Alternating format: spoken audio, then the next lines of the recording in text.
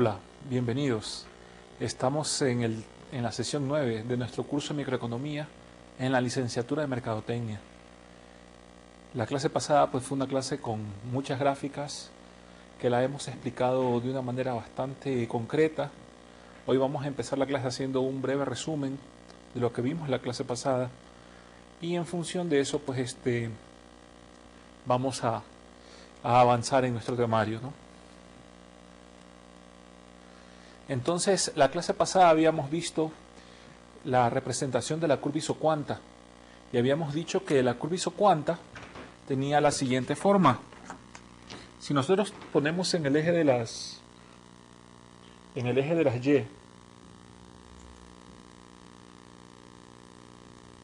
vamos a poner en el eje de las Y el capital y en el eje de las abscisas la mano de obra. Capital y mano de obra. Entonces, en función de capital y mano de obra, vamos a trazar una curva de la siguiente manera, ¿verdad? Esta curva representa una curva isocuanta. Isocuanta, ¿por qué? En primer lugar, representa un nivel de producción. Vamos a poner ese nivel de producción como PT, producción total. Acuérdense que cuando utilizamos las curvas isocuantas, como lo habíamos manifestado en la clase pasada, vamos a poner aquí curvas isocuantas, estamos realizando un análisis netamente de largo plazo.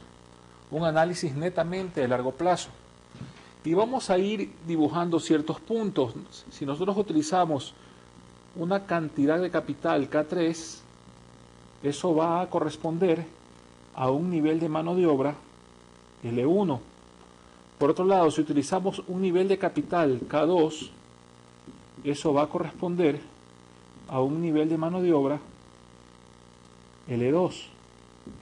Y por lo tanto, si utilizamos un nivel de capital K1, eso va a corresponder a un nivel de mano de obra L3.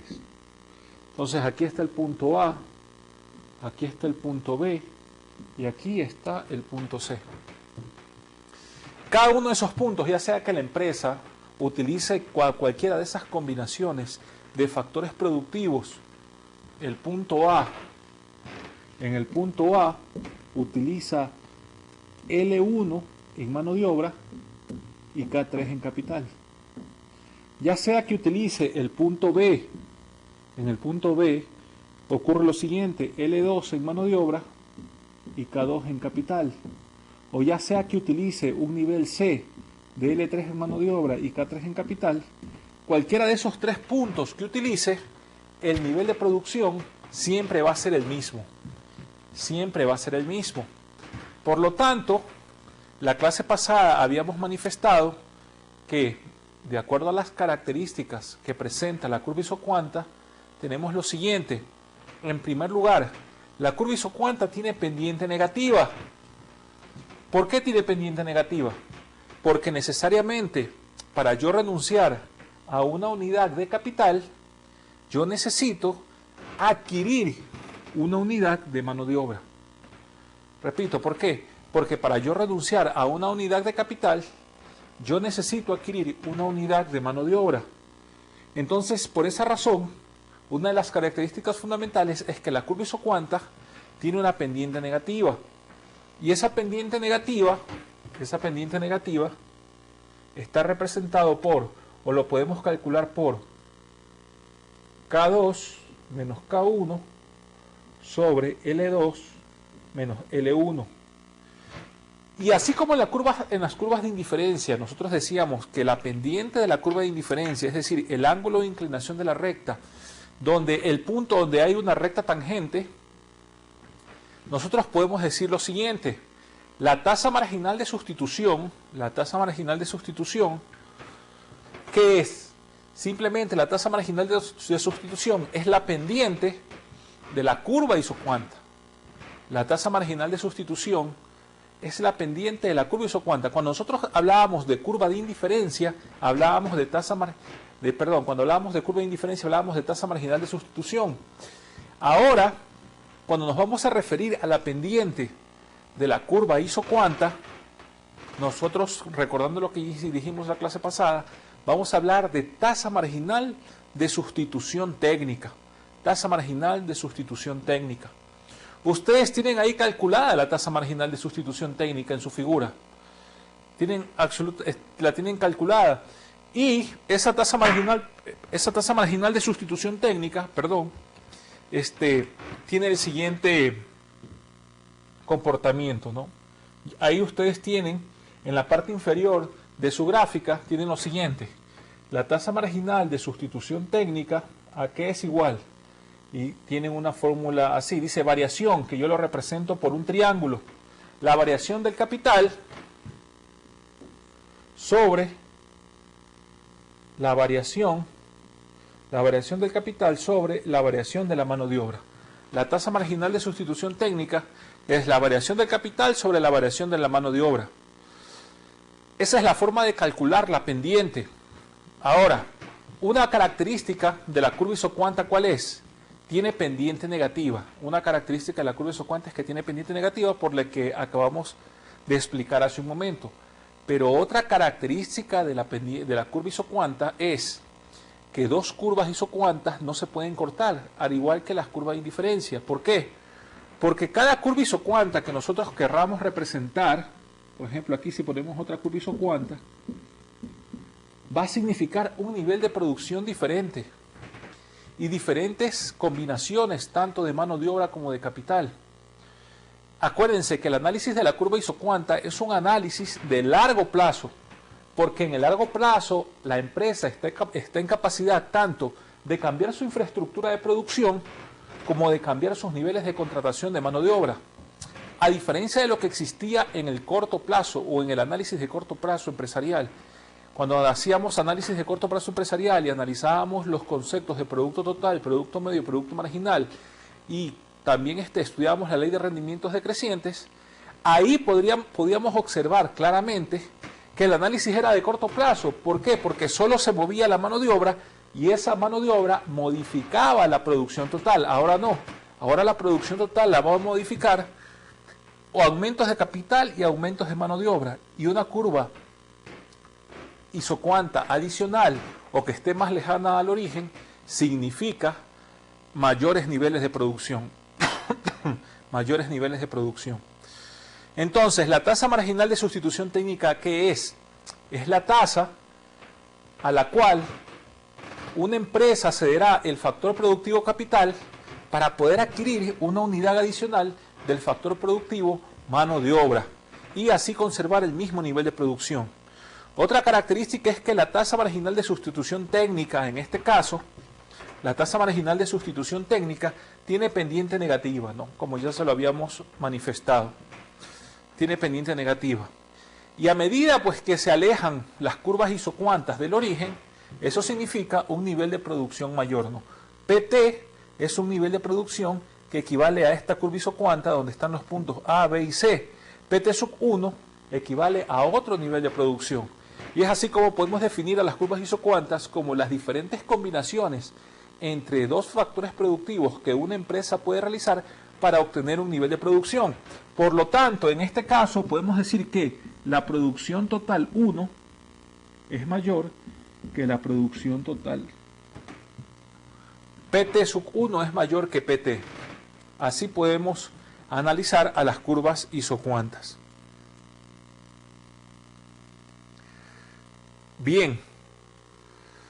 Pero otro concepto adicional y de mucha importancia, ¿cuál es? Otro concepto adicional y de mucha importancia es la recta isocosto. La recta isocosto. Para poder entenderlo, voy a borrar.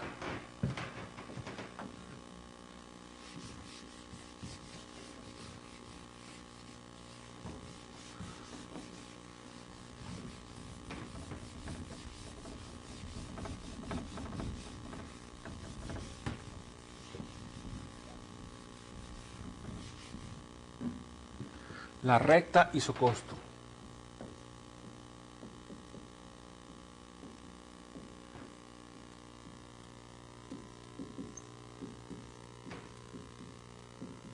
La recta isocosto. ¿Qué es la recta isocosto? La recta isocosto nos permite determinar las diferentes combinaciones que un productor puede alcanzar dado los límites del nivel de costo total o de su presupuesto que tiene para adquirir factores productivos y los precios de los factores productivos. Aquí, cuando analizamos la recta isocosto, nosotros tenemos que el costo total, ¿a qué es igual? Es igual al precio de la mano de obra multiplicado por la mano de obra más el costo del dinero o tasa de interés multiplicado por el nivel de capital. Así podemos representar la curva isocosto. Esta es la representación de la curva isocosto. No, vamos a poner aquí. Perdón, o recta isocosto.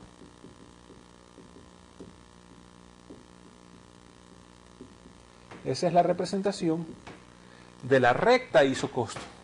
En esta representación de la recta isocosto tenemos algunas variables. En primer lugar, tal como ustedes tienen ahí, W, ¿qué es? W está representado por el salario. L, ¿qué es?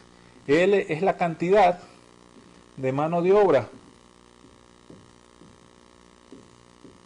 L es la cantidad de mano de obra. R, ¿qué es? R es la tasa de interés.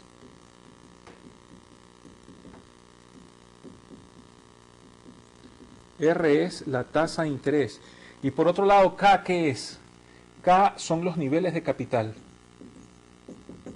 R es la tasa de interés y K son los niveles de capital, ¿no? Esa es la recta isocosto. Si nosotros queremos hacer un poquito de matemáticas con respecto a la recta isocosto, ya sabemos que en este caso el nivel de capital va a estar representado en las ordenadas y el nivel de mano de obra va a estar representado en las abscisas X. Tomando en cuenta eso, nosotros vamos a realizar o despejar la función Y en función de X, ¿no? O lo que es lo mismo decir que el capital esté en función de la mano de obra, donde el capital es la variable dependiente y la mano de obra es la variable independiente. Entonces, a partir de eso, nosotros podemos decir lo siguiente: el costo total va a ser igual a el salario multiplicado por la mano de obra más la tasa de interés multiplicado por el capital.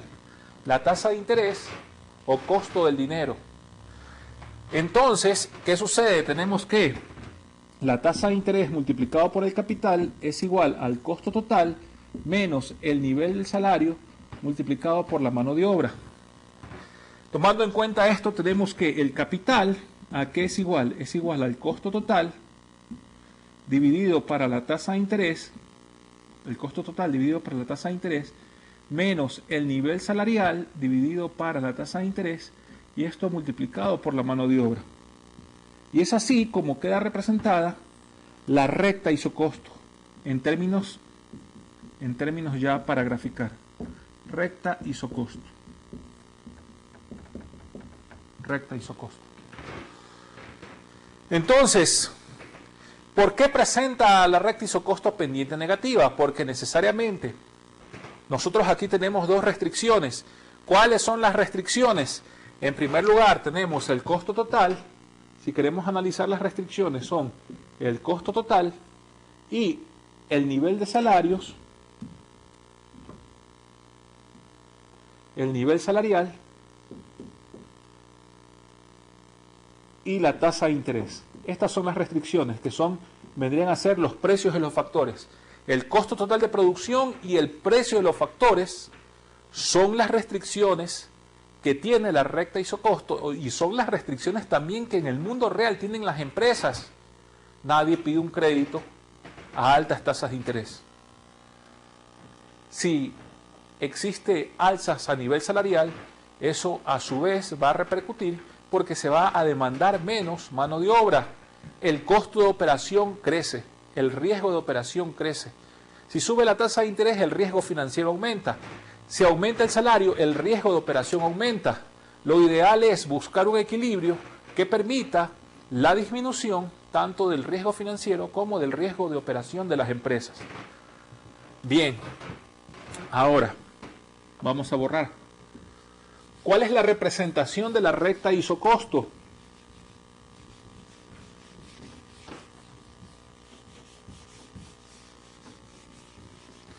La representación de la recta isocosto es la siguiente.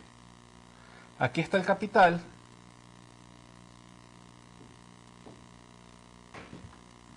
Aquí está el capital, aquí está la mano de obra. Capital y mano de obra. Entonces la recta isocosto va a tener esta forma. Va a tener esta forma. Donde aquí va a estar el punto, la ordenada al origen es CTR. Si queremos también podemos calcular cuál es el punto donde toca la recta isocosto al eje de las abscisas. Así que en un momento lo vamos a hacer. Pero lo principal es que esta curva está representada por capital es igual al costo total entre la tasa de interés menos el nivel salarial entre la tasa de interés multiplicado por la mano de obra. Ahí está. Esa es la representación de la recta isocosto. Entonces,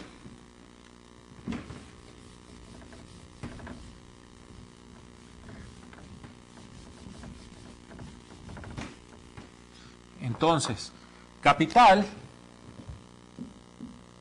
es igual al costo total sobre la tasa de interés menos el salario dividido para la tasa de interés y eso multiplicado por la mano de obra. Ahí está la recta isocosto. ¿Qué ocurre si los niveles de capital son iguales a 0? Si K es igual a 0. Si K es igual a 0, yo voy a tener que 0 va a ser igual al costo total dividido para la tasa de interés menos el nivel de salario multiplicado por la tasa de interés y eso multiplicado por la mano de obra. Entonces, simplemente lo que va a suceder aquí es que el salario dividido por la tasa de interés multiplicado por la mano de obra va a ser igual a ¿qué? Va a ser igual al costo total dividido para la tasa de interés, donde L va a ser igual a ¿qué? A R entre W multiplicado entre CT por R, dividido para R. Aquí se va, y esto tenemos que es igual a CT sobre W, el costo total, dividido para el salario. Por lo tanto, aquí tenemos costo total dividido para el salario. Ese va a ser el punto en que toca el eje de las abscisas, la curva o la recta isocosto. Y la pendiente, simplemente la pendiente va a estar dada por la pendiente. ¿A qué va a ser igual? La pendiente va a ser igual a menos el precio de la mano de obra dividido para la tasa de interés. Y aquí tenemos la pendiente. Esa es la pendiente. Y ahí tenemos la pendiente. La recta isocosto presenta una pendiente negativa, como lo podemos ver aquí. La recta isocosto presenta una pendiente negativa. Y esa pendiente es el precio relativo. ¿El precio relativo qué significa? La división del salario, que es el precio de la mano de obra, dividido para la tasa de interés, que es el precio del dinero, o también conocido como el costo del dinero. Los factores productivos, una cuestión aquí indispensable y una característica indispensable, que tanto el precio de los factores productivos y el costo van a desplazar a la recta isocosto. Es decir, estos factores productivos o las restricciones que tiene la recta isocosto, como los precios de los factores y el costo total, son los que van a determinar los desplazamientos de la recta isocosto, ya sea por cambio de pendiente o ya sea por un desplazamiento en forma paralela hacia la derecha o hacia la izquierda. Todo esto que vimos en la clase anterior y que se llega a la conclusión de que las curvas de isocuantas nos ayudan a determinar el análisis de largo plazo de la empresa. Las curvas isocuantas permiten determinar los niveles de producción que puede alcanzar una empresa dada la combinación de los factores productivos, que son en este caso para efectos académicos mano de obra y capital, y por otro lado la recta isocosto. La recta isocosto que nos permite, de acuerdo a las restricciones de los precios de la mano de obra y las restricciones del costo total, determinar cuál es la combinación que puede alcanzar o cuál es el nivel de producción alcanzable por una determinada empresa dadas estas restricciones. Una vez repasado esto, podemos decir que en esta sesión 9, el alumno va a estudiar la teoría del productor, realizando un análisis de la empresa y de sus costos en el corto y largo plazo. Y el objetivo específico es que al terminar la sesión, el estudiante podrá explicar la relación que existe entre la producción empresarial y los costos de producción, ¿no? Hay una relación. Si no se incurre en un proceso productivo, no va a haber costos de producción. Los costos de producción nos van a ayudar a determinar la producción empresarial. Bien, esto que tenemos aquí, que la pantalla que ustedes tienen a continuación, es lo que nosotros ya hemos realizado, ¿no? Y está aquí. Y ya hemos explicado. La curva recta es la recta isocosto, y simplemente la forma de representar esa recta isocosto es la siguiente: capital es igual al costo total dividido por la tasa de interés menos los precios relativos de los factores productivos, es decir, el salario entre la tasa de interés multiplicado por la mano de obra. Ahora sí, vamos a hacer un ejemplo para poder calcular la recta isocosto. Un pequeño ejemplo que nos va a ayudar al cálculo de la recta isocosto. Voy a borrar, voy a dejar solamente la representación gráfica, ¿no?, de la recta, y vamos acá.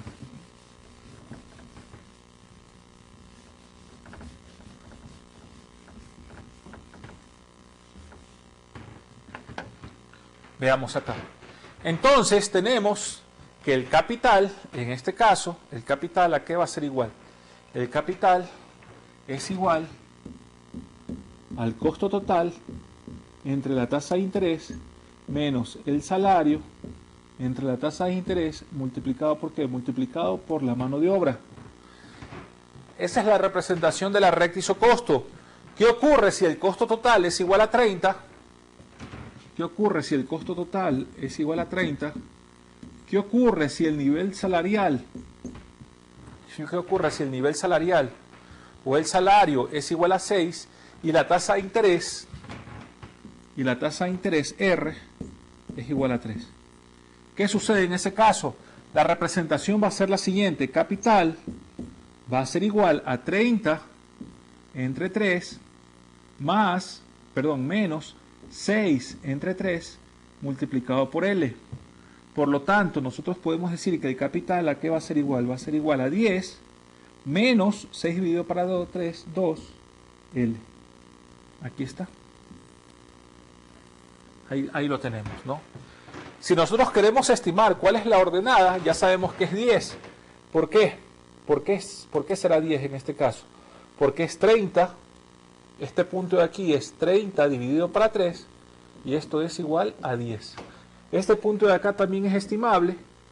¿Por qué? Porque el costo total es 30 dividido para 6, y eso es igual a ¿cuánto? Es igual a 5. La pendiente es 6, la pendiente a qué era igual a W entre L, a menos W entre L, y eso es igual a ¿qué? A 6 dividido para 3, lo cual es igual a menos 2. Y finalmente, ¿cuál es la recta isocosto? La recta isocosto es simplemente K es igual a 10 menos 2L. Y ahí queda representada absolutamente la recta isocosto. ¿No? Está muy claro, ¿no? Está muy claro cuál es la forma de su cálculo, cómo lo podemos representar gráficamente, y lógicamente cada uno de estos puntos indican niveles alcanzables de producción, tomando en cuenta las restricciones. ¿Cuáles son las restricciones? Costo total de producción, nivel salarial. El nivel salarial va a afectar directamente al riesgo de operación empresarial. A mayor nivel salarial va a incrementar el riesgo empresarial, ¿verdad? Y el riesgo operacional y el riesgo operacional y la tasa de interés. que es el riesgo financiero, que nosotros lo hemos asignado 3,3%. Bien, a ver si hay otro ejercicio por aquí. No. Bien. Ahora lo que vamos a analizar, una vez que ya queda claro esto, lo que vamos a analizar es por qué razón pueden existir desplazamientos de la recta isocosto. ¿Cuál es la causa por la cual pueden existir desplazamientos de la recta isocosto? Para lo cual voy a borrar aquí.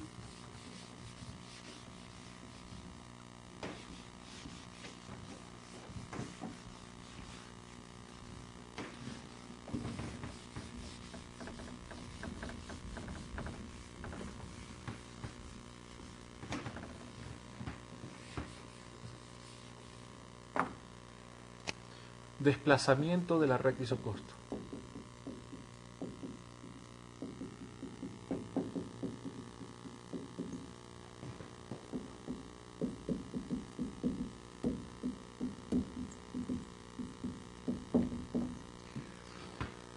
La primera gráfica nos dice recta isocosto 1.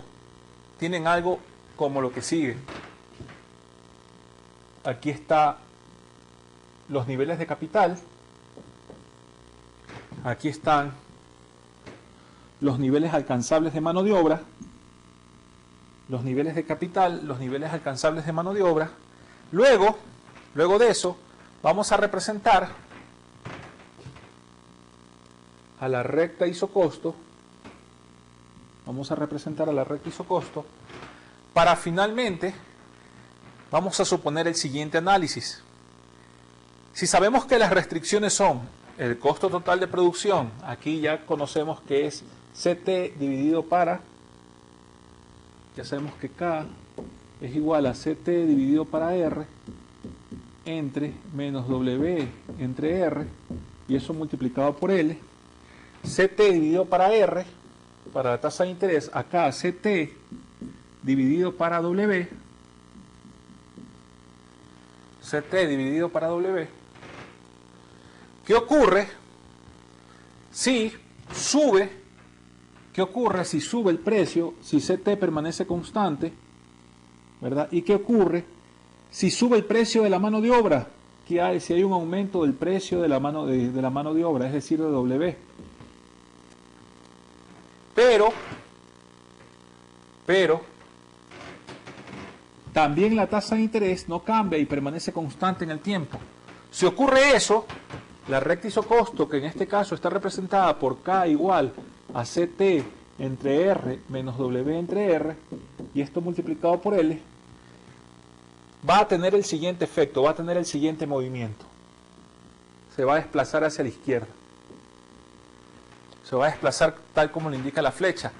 Ese es ese movimiento que tenemos ahí y que lo tenemos representado aquí en la pizarra líquida.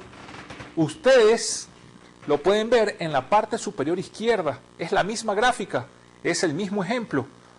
La línea roja que representa la recta isocosto se va a desplazar hasta la línea azul, tomando en cuenta que el precio de los salarios va a subir. Lógicamente, si el precio de los salarios sube, la contratación de la mano de obra va a ser menor. La contratación de la mano de obra va a ser menor. ¿Por qué va a ser menor? Porque este incremento que ustedes ven aquí va a aumentar el riesgo de operación empresarial. Riesgo de operación empresarial. Es decir, se van a aumentar los costos de producción. El costo administrativo va a aumentar.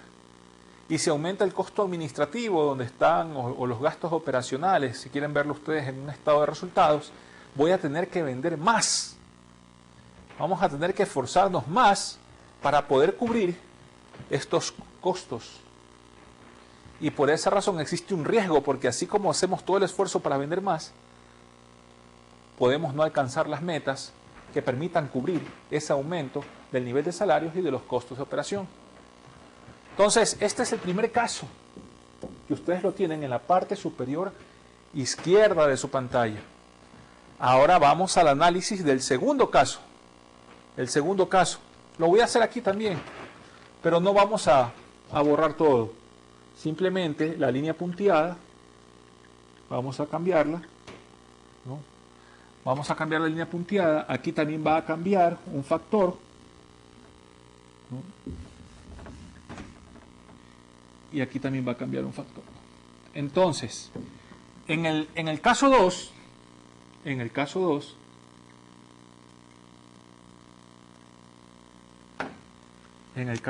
aquí tenemos el caso 2. El costo total de producción, en el caso 2, el costo total de producción va a permanecer constante. El costo total de producción va a permanecer constante. Pero aquí lo que va a ocurrir es que el nivel salarial también no va a cambiar, también va a permanecer constante. El nivel salarial no va a cambiar y va a permanecer constante. Lo que sí va a cambiar en este caso es que va a haber un aumento de la tasa de interés o del costo del dinero. Si hay un aumento en la tasa de interés o del costo del dinero, la recta isocosto va a hacer otro movimiento. Como esto es la pendiente, lógicamente va a haber un cambio de pendiente. ¿Cuál es el movimiento que va a hacer la recta isocosto? Simplemente va a hacer esto.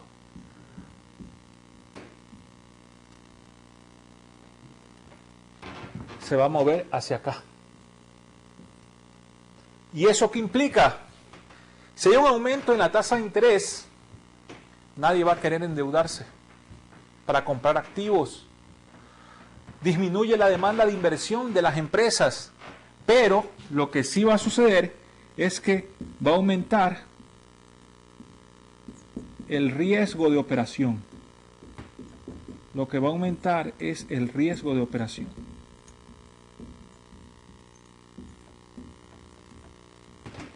Va a aumentar el riesgo de operación.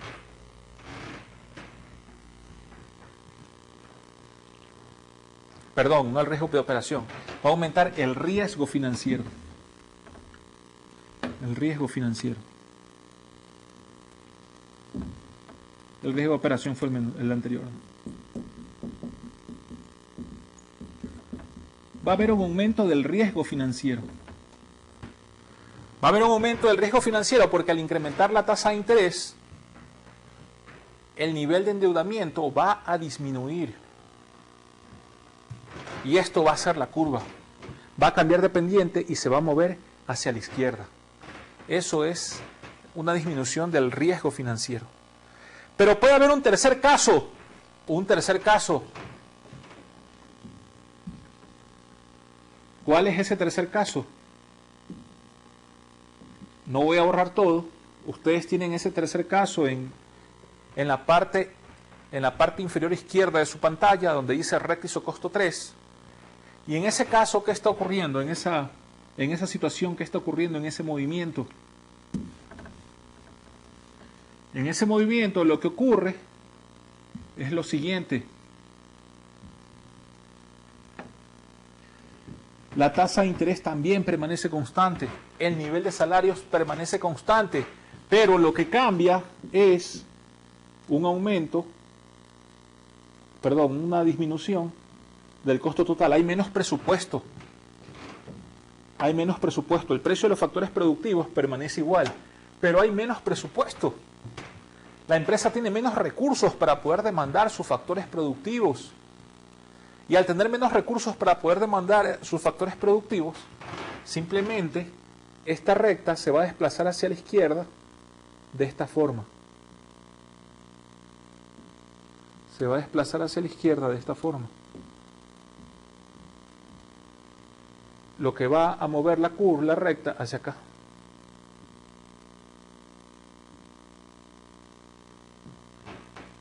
Lo que va a mover la curva hacia acá.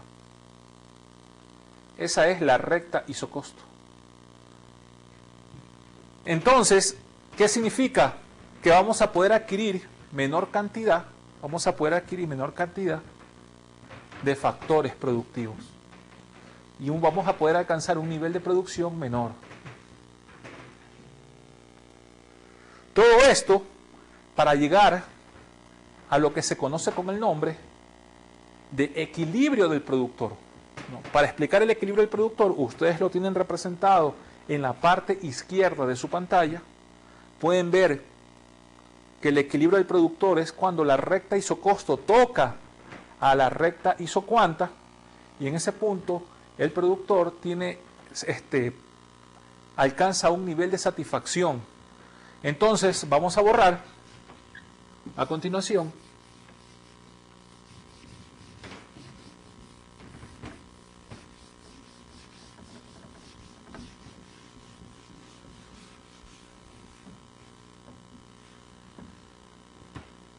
¿y qué ocurre aquí?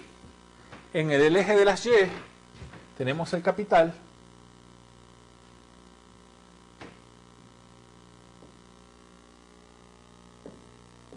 en el eje de las X tenemos la mano de obra,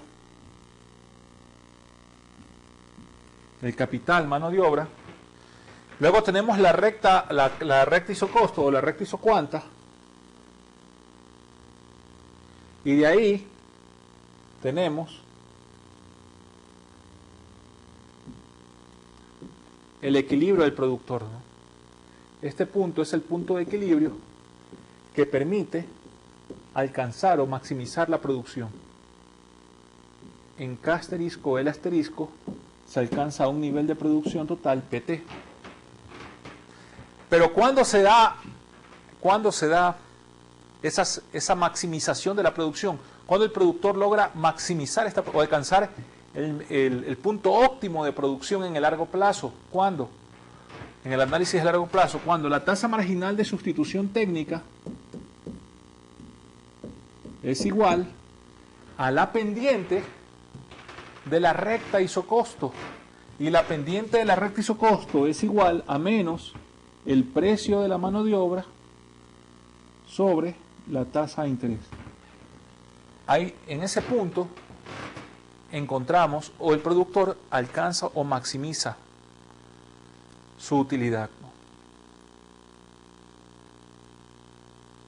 Como dice claramente, la curva del producto total isocuanta, PT, es alcanzada por la recta isocosto. La recta isocosto, ¿a qué es igual?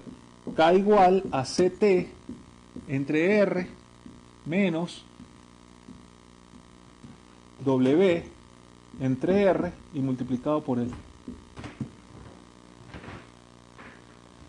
El equilibrio del productor representa el nivel de producción óptimo. El equilibrio del productor representa el nivel de producción óptimo, dado el nivel de salarios y la tasa de interés.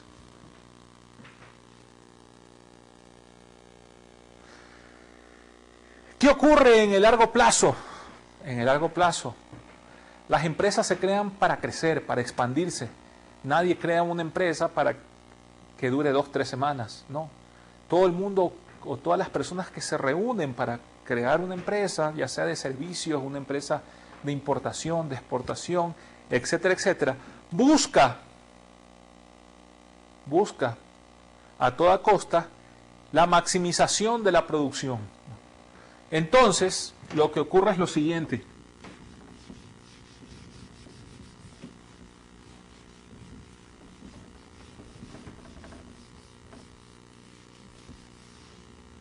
Lo que ocurre es lo siguiente. En el eje de las Y tenemos el capital. En el eje de las X tenemos la mano de obra. En el eje de las Y tenemos el capital. En el eje de las X tenemos la mano de obra. Y a continuación, ¿qué sucede? Sabemos que el productor busca a toda costa maximizar, ¿no? y llegar a un nivel de maximización de la producción que lo va a tener en un punto E, y eso se da, vamos a ponerle Q', L'. Ahora, ¿qué sucede? Esto solamente es un nivel de producción PT. Para seguir de acuerdo a lo que dice la gráfica, vamos a poner PT sub 0, ¿no? ¿Qué ocurre? ¿Qué ocurre?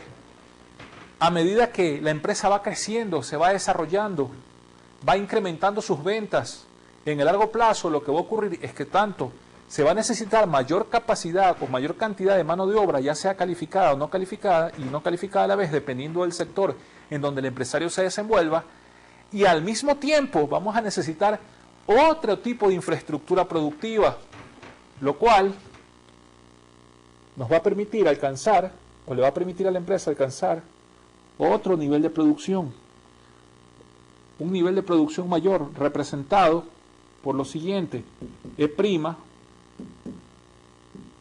PT sub 1, y esto, K2',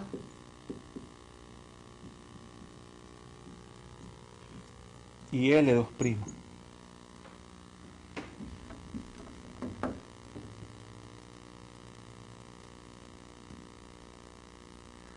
Aquí está L.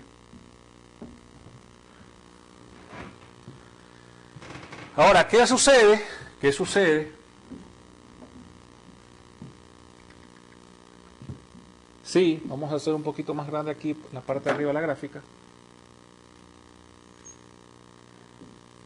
¿Qué sucede? Si la empresa sigue creciendo, va a alcanzar un nivel de producción mayor en E2' y PT2, que equivaldrá a K3, L3.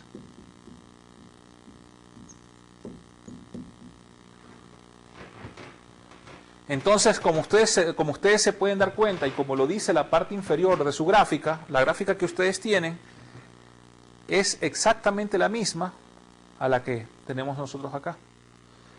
¿Qué dice? Dice que la producción total 2, el nivel de producción PT2, es mayor que el nivel de producción PT1, y esto a su vez es mayor que el nivel de producción PT sub 0. Eso ocurre. Diferentes niveles de producción a través del tiempo va alcanzando la empresa, pero al mismo tiempo esto implica que se necesitan mayores requerimientos de capital, es decir, incremento de infraestructura productiva. Por esa razón, K3' va a ser mayor a K2', y esto va a ser mayor a K', y al mismo tiempo L3' es mayor que L2', y esto es mayor que L'. Si nosotros unimos estos puntos, tenemos la senda de expansión de una empresa.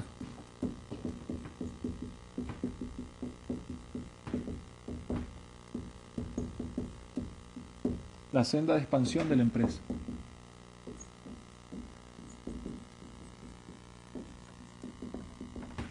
La senda de expansión de la empresa, que es la gráfica que ustedes tienen. Como pueden leer en la parte derecha de su pantalla, en el análisis de largo plazo, el capital y la mano de obra son variables. Y las empresas se crean y se planifican para que tengan un crecimiento importante en el largo plazo. Y las empresas crecen en el tiempo y lógicamente van a buscar mayores niveles de beneficio, pero al mismo tiempo también mayores niveles de producción.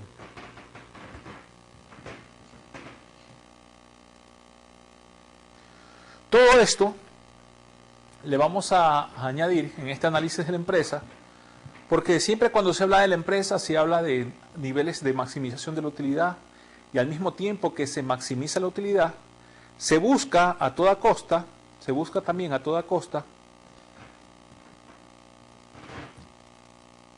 una distribución del ingreso y la riqueza mucho más equitativa. De hecho, se habla de la responsabilidad social que tiene el empresario.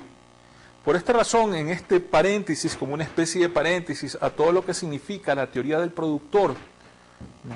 Todo lo que significa el análisis de corto y de largo plazo, en los niveles que debe alcanzar la producción empresarial, no hay que olvidarnos de que esa generación de riqueza puede concentrar el ingreso, Por esa razón es importante también la distribución del ingreso que exista. Como lo dice en su pantalla, el objetivo de la economía de libre mercado y del mercado y la libre competencia es lograr una eficiente asignación tanto de factores productivos como de bienes y servicios. La estructura oligopólica predominante en la economía mundial ha provocado que la riqueza se concentre, y así como anteriormente existía un conflicto este-oeste, ahora existe un conflicto, se puede decir que existe una división de países en países del norte y países del sur, donde los países del norte se los considera desarrollados, que han alcanzado altos niveles de educación, salud, cobertura para todos, desarrollo tecnológico, pero los países del sur, en cambio, no han logrado estos niveles de desarrollo y de bienestar social, pero en cambio son propietarios de bienes estratégicos para la economía mundial, ¿no? Como es la energía, el gas, petróleo, el gas y agua fundamentalmente. Y de acuerdo a, como lo decía el intelectual estadounidense Chomsky en alguno de sus libros, existe tanta concentración de la riqueza a nivel de la globalización que el 20% de la población mundial consume aproximadamente el 80% de lo que se produce en el mundo. Dada esta concentración del ingreso en el mundo y altos niveles de pobreza existentes, ¿verdad?, son necesarios programas de redistribución. Y estos programas de redistribución muchas veces van enfocados a las pequeñas y medianas empresas, ¿no?, como existe en el caso de Bangladesh, el Banco Grameen, como estos microcréditos buscaron de alguna u otra manera una forma de redistribuir el ingreso, y esa redistribución del ingreso lo que obligó es a dar ciertos créditos blandos a ciertos sectores desfavorecidos en la sociedad, dirigidos específicamente a la mujer. ¿Para qué? Para que existan iniciativas individuales que le permitan a las personas elevar sus niveles de bienestar. Ahora, los principales de redistribución que se aplican en países desarrollados, Estados Unidos por ejemplo, son pues el impuesto sobre la renta. Los impuestos tienen un nivel, como ya lo vimos en las primeras clases, el objetivo es un nivel de distribución. Gravar a las personas con los ingresos más altos para redistribuir a las personas que tienen ingresos más bajos. Los programas de sostenimiento del ingreso y una provisión de bienes y servicios de bajo costo. Intentar dar a los sectores más bajos bienes y servicios que les permitan satisfacer sus necesidades, pero al menor costo posible, ¿no? Pero al hablar y enfocarnos al impuesto sobre la renta, podemos decir que este tipo de impuesto puede ser de tres tipos. Los impuestos de la renta pueden ser progresivos, pueden ser regresivos, pero también proporcionales. El ICR progresivo grava el ingreso con una tasa marginal que aumenta de acuerdo con el nivel de ingresos. Es decir, a mayores niveles de ingresos que tengan ciertos sectores de la sociedad, van a equivaler mayores tasas de impuestos sobre la renta. Eso significa un ICR progresivo. Pero también puede haber un impuesto sobre la renta regresivo. Es decir, que grava el ingreso con una tasa que desciende al bajar el ingreso. O sea, todo lo contrario al regresivo, ¿no? El progresivo, es decir, regresivo, va descendiendo a medida que los niveles de ingresos son bajos. Esto con el objetivo de ¿qué? De que los que tienen mayor en la sociedad, el sector de la sociedad que tiene una mayor concentración en los niveles de capital y propiedad de los factores productivos pague más, y aquellos sectores de la sociedad donde los niveles de concentración son bajos, se pague menos. Y el impuesto a la renta el impuesto sobre la renta proporcional que grava el ingreso a una tasa constante independientemente del mismo. Ahora, existen tres tipos de programas de sostenimiento para la sociedad, como la seguridad social, el seguro por desempleo y los programas de bienestar. Por ejemplo, en los actuales momentos que existe una crisis global, donde en ciertos países como España se ha llegado aproximadamente a tasas de desempleo del 18%, o en Francia, que quizás ande en los niveles o aproximadamente del 10%, en Europa, ¿no?, que afecta mucho el desempleo, los trabajadores, cuando estuvieron en su época activa y estuvieron generando ingresos, parte lo depositaban, pues parte de esos ingresos se iba a un seguro por desempleo. Y esas coberturas y seguros por desempleo permiten que estas personas que han quedado desempleadas debido a la crisis económica mundial logren tener una cobertura y esa cobertura les permite tener sus ingresos. Lo mismo ocurre con la seguridad social y muchos programas de bienestar. Los programas de bienestar son impulsados por el gobierno para complementar a la seguridad social. Por ejemplo, cupones para alimentación, programas de ayudas para ancianos, ¿no? Y los programas son programas de bienestar y programas de bienes y servicios también de bajo costo, como la educación pública. Pero si nos enfocamos, por ejemplo, en la seguridad social es fundamental y consiste en que todas las personas de un determinado país tengan acceso a dos bienes fundamentales, que son la salud y la educación. Buenos niveles de salud y buenos niveles de educación garantizan una mayor productividad, que la gente sea sana y tenga mayores niveles de productividad en el momento de que se emplean en una determinada institución. En los países en vías de desarrollo o en los países del sur, generalmente, no existen una seguridad social que le dé cobertura a toda la población. También no tienen la prestación de tener un seguro por desempleo. No hay programas de bienestar. ¿Qué ocurre esto del seguro de desempleo? Simplemente una persona que en los países del sur queda sin trabajo y si no tiene ahorros correspondientes, pues tendrá que pasar al sector informal o tendrá que buscar alguna alternativa que le permita subsistir ante esa situación. Entonces, eso es muy importante que ustedes tengan en cuenta. ¿Por qué? Porque cuando nosotros realizamos una actividad económica, esa actividad económica nos puede llevar a un sitial en donde también logremos altos niveles de concentración del ingreso y de la riqueza, pero no nos debemos de olvidar de que esta empresa también tiene un tipo de responsabilidad social y que tiene que cumplir con su pago de impuestos, porque es a través del pago de impuestos donde va a haber una redistribución equitativa de la sociedad y ese bienestar social que pueda existir en esa nación o en ese país le va a permitir un mejor desarrollo a la empresa. Y por último, para entrar ya al tema de los costos de producción, porque hemos visto en este capítulo hemos visto la producción total, el producto medio y el producto marginal en el corto plazo, en el análisis de corto plazo y en el largo plazo, cómo maximiza en la teoría de producción la empresa y alcanza niveles óptimos de combinación de capital y mano de obra. Esos niveles óptimos no se pueden dar y esos niveles de producción no se pueden alcanzar si no se incurren costos. Pero el análisis que vamos a hacer es un análisis de costos, pero de costos económicos, más no de costos contables. Y la diferencia entre los costos económicos y los costos contables es que los costos contables no incluyen lo que sí incluyen los costos económicos, que se denomina con el nombre de costos de oportunidad. Y el costo de oportunidad no es otra cosa que la mejor alternativa que un empresario deja de percibir. En el análisis de los costos de producción económicos encontramos dos conceptos importantes: el costo medio y el costo marginal. El costo marginal va a ayudar al empresario a decidir el nivel de producción óptimo que necesita, pero el costo medio es el que le va a indicar, o que le va a permitir identificar si nos encontramos en una situación o si la empresa se encuentra en una situación de economías de escala, de deseconomías de escala mínima eficiente o de rendimientos constantes de escala, que es lo que vamos a analizar en la siguiente sesión. Como conclusión, ¿qué podemos decir? Para realizar el análisis de largo plazo utilizamos el modelo de las curvas isocuantas e isocostos. El nivel de producción óptimo se da cuando la tasa marginal de sustitución técnica, que es la pendiente de la curva isocuanta, es igual a la pendiente de la recta isocosto. En ese punto se maximiza el nivel de producción.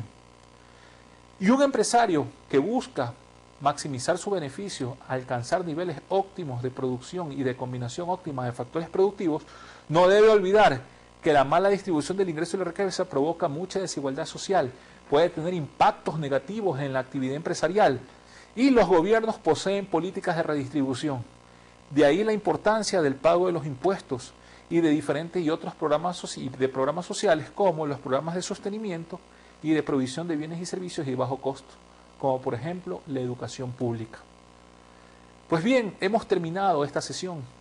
Yo espero que la hayan disfrutado y que hayan podido entender la importancia de la teoría del productor. No se olviden de seguir realizando las actividades asignadas a cada clase, ir leyendo los capítulos, porque es la única forma que les va a permitir dominar los conceptos microeconómicos muy importantes para el desarrollo de su licenciatura en Mercadotecnia. Pues muchas gracias por su atención y los espero en la siguiente clase.